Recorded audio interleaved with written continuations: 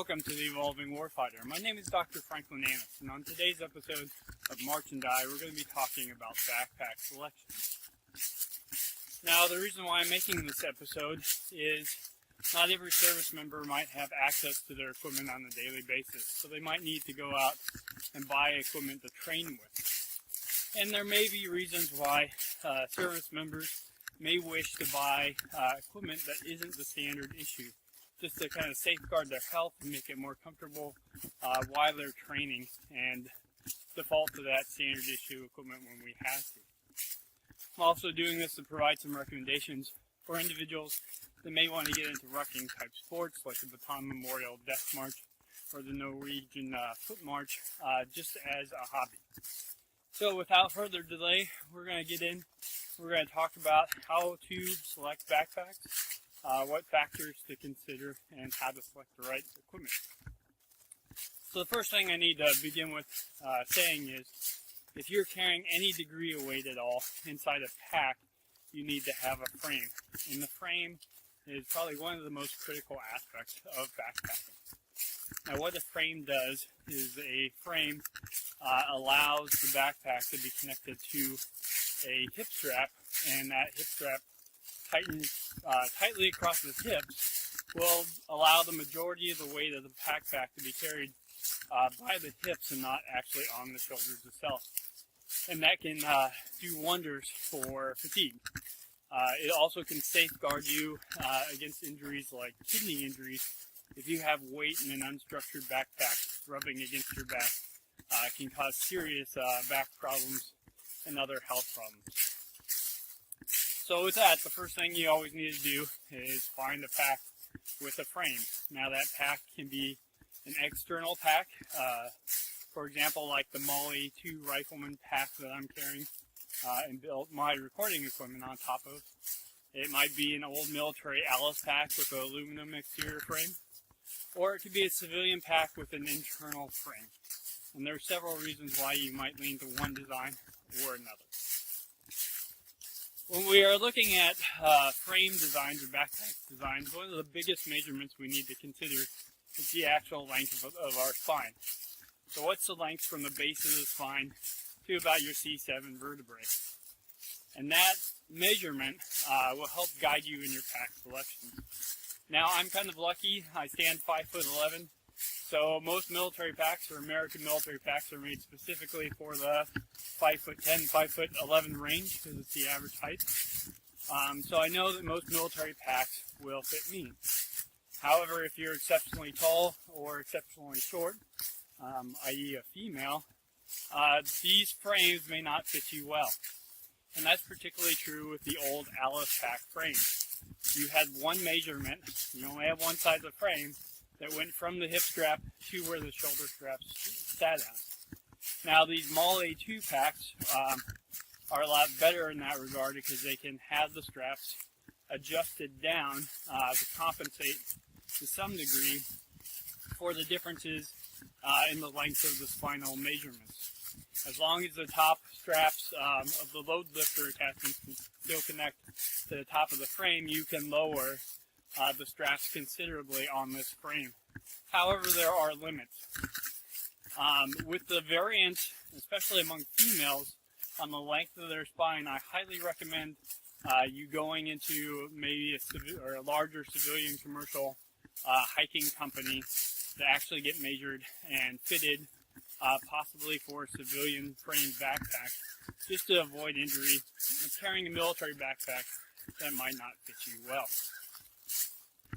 And that goes back to, you need to have a solid frame pack that can transfer most of the weight onto your hips and keep a hip belt securely fastened and snugly fastened to yourself. Now with that, it's if you're a man of average height, it's really simple and easy to buy an old Alice pack.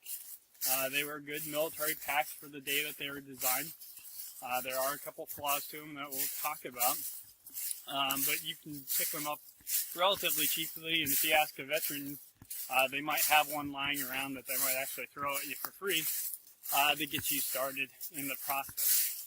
If you're using any type of military backpack you need to make sure that all the parts are included. Now, I've seen soldiers make really stupid mistakes like carry Alice packs that were missing some of its components and actually hurt yourself. So make sure the hip pad is actually there and all the components are in good condition. Now, if you pick up an old Alice pack, it has an aluminum frame to it. So check the aluminum frame to make sure the aluminum is free from cracks and that the back portion of the frame is actually still straight. If Alice packs get overloaded, you can bend the frames to them, and it kind of destroys the purpose, because all of a sudden now that frame that was meant to keep the weight away from your back and onto your hips will now force the weight to contact your mid-back, and that's something you just don't want. Now, I've marched the Bataan Memorial Death March with both the Alice pack and the Molly pack, and I can tell you the Molly pack is considerably more comfortable. The first generations of Molly packs, there was some issues with the quality of frames, so it kind of got a bad name when it first got started about the frames not holding weight. However, if you're using this for training purposes, you're not going to load it with anywhere near the weight or you can actually damage the frame on a Molly pack. And with that, I'm going to take a moment to talk about weight considerations. So when we're training to avoid health injuries, I recommend that if you're an adult male, that you never carry more than 50% of your body weight.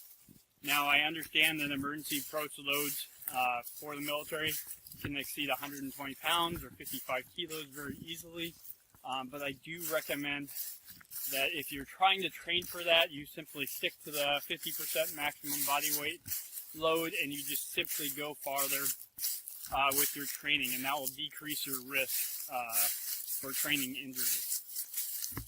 If you're a female out there, I don't recommend going over 25% of your body weight for the same reasons. If you go over 25% of your body weight, especially for females, you start seeing a dramatic increase in the risk for training injuries. And that's the one thing we don't want you to do, is hurt yourself while you're trying to get stronger. So train, and you can train at that upper level limit. Just try to go a little longer instead of going heavier with your rucksack.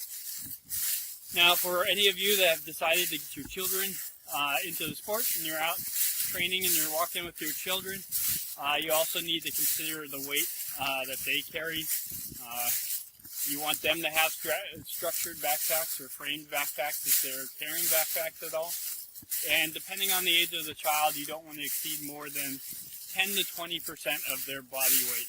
And that's really critical, especially for children that are growing, to avoid training injuries and other types of injuries that can negatively impact their health and their growth. With that, we'll get back to talking about backpack selections. One of the big problems with the old Alice packs is they miss this strap, a sternum strap. Inside your body, especially your shoulders, you have major arteries, veins, and nerves. If you're missing this strap, your backpack straps can place so much pressure in this area it can negatively impact your health. So you can get what's called a brachial plexal injury. Symptoms of that can include your arms and your hands can go numb, a lot of other bad things. If you see a lot of people training for long times with Alice packs or carrying over extreme distances, you often see them catch the corner of their straps with their thumbs and carry their packs like this. And it's simply just a natural instinct to keep the weight off their shoulder joint. Now, the easiest way to do that is when you're training, if you have an old Alice pack, you can add a sternum strap to it for relatively cheap, or you select a pack like a Molly pack or another type of civilian pack that has a sternum strap built in. Sternum straps, when they're worn appropriately, will be worn so that they're height between the joints of the shoulders, and you'll wear them tight to keep the straps towards the center of your chest and not on the shoulder joints. The biggest problem I see with sternum straps when they're being worn is sometimes that they are actually dropped down too low because they're more comfortable, especially for females to be worn lower. But the problem is if you wear your sternum strap too low, your straps are once again going to get into those areas where you're going to cause yourself injury. So make sure that they're worn high. Now, this might be another reason why female service members may consider checking out civilian backpacks that have better shoulder strap designs to help and make it more comfortable with their unique anatomy compared to men. The military hip belts tend to be flat, and the military backpacks, because they're built primarily for males, tend to be broad, and this might be another reason why females might want to consider a civilian pack that's more narrow, that fits their frame, and the hip belt will need more of a curve to it to match the natural curves of the female anatomy when it's on and adjusted tight. However, if you do select a pack and you adjust it appropriately, it will be very comfortable and allow you to go long distances. This is particularly true if you do have it measured and fitted appropriately. You'll feel the vast majority of the weight of the pack sitting on your hips and not on your shoulders. When we think of shoulder straps, think of them as something that controls the movement of the pack. It will hold the pack close to your body, and while have a small percentage of the weight of the pack carried on your shoulders, the original intent of those straps is really to keep it close and hugging your body. Now, if you're shopping for a civilian pack, you don't necessarily need an external external frame to your pack. There's a lot of great internal frame backpacks out there, but in my experiences, they're a lot less adjustable in the long run. So if you're going to go get a place to get it fitted, just understand that if you have an internal frame pack, you have to be a lot more careful with the initial fitting. Also realize that when you're out and about and you're doing training, especially if you're going to do it in all sorts of weather equipment or weather conditions, you need a pack that has some degree of modularity and adjustment to it. So if you're wearing heavy coats, heavy equipment underneath your backpack, that may adjust or may shift the total fit of the backpack, and you might need to slightly adjust the straps or the configuration to make it just fit your body better. With that, I do encourage everyone to take the time to ensure that they actually have a backpack that does fit well. Like I said, that the hip belt needs to be able to be secured well across the hips. The shoulder straps should hit the shoulders in a comfortable position. You shouldn't have a gap underneath the shoulder strap to where it hits on the chest, i.e. your strap shouldn't be too high. And the pack should just kind of feel natural when it's attached to your body. If not, consider taking a look at other different types of packs to see if you can find one that fits you better. Due to my experience in the Army, I've had lots of experience with the Alice pack and this Molly pack. And I find that to be, or the Molly pack to be an extremely comfortable backpack that fits me well. Like I said before, I'm kind of lucky enough to be in the right demographic to have this pack almost specifically designed for a person of my stature and sex. If anyone out there has experience, say in a different branch or a different country, that would like to recommend a military style backpack or some civilian backpack brands that they enjoy, please do so in the comment section. I'd love to hear from you. And if there's any advice on where's the best places to go to get civilian backpacks fitted, please also leave a comment below, because I'm sure the audience would love to hear that. For those of you following along on the Tolkien Challenge, today I will cross the 200-mile mark, so I have another roughly 750 miles to go to finish Bilbo Baggins' journey to the Lonely Mountains. So today I'm on roughly day 21 of the story of The Hobbit. If you don't know what the Tolkien Challenge is, I'll leave a card for you at the top of the screen, and then I'll leave a link at the end of this video to the information concerning the Tolkien Challenge. And I hope you out there would consider marching along and taking on that challenge. I'd like to thank you for watching this video. I invite you to take a look at the other videos in the March and Die series for more information about marching or rucking. I also invite you to take a look at the other videos on this channel concerning military leadership development, military philosophy, military history. And please subscribe to the channel, share with your friends, and if you have any comments about what you'd like to see on the Evolving Warfighter, please leave a comment below.